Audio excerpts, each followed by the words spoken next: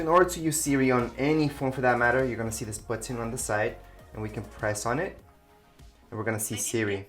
Could you try again? So I can tell, hey Siri, what's the weather like today? It's currently foggy and 48 degrees.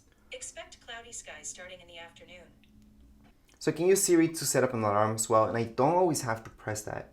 That's just in case your Siri's not working properly, maybe it didn't hear you. You can always just say, hey Siri, set up an alarm for 10 o'clock. The alarm is set for 10 p.m. And there we go. So you don't have to physically touch your iPhone in order to do anything with Siri, because Hey Siri works really, really well. If you find out that your Hey Siri is not working properly, it's maybe not responding to you, it might be because of the low power mode. So if you put on low power mode, Hey Siri is not gonna work properly. So make sure to turn that off if you want it to work properly. I'm just gonna turn that off. There we go. We can also do that from settings.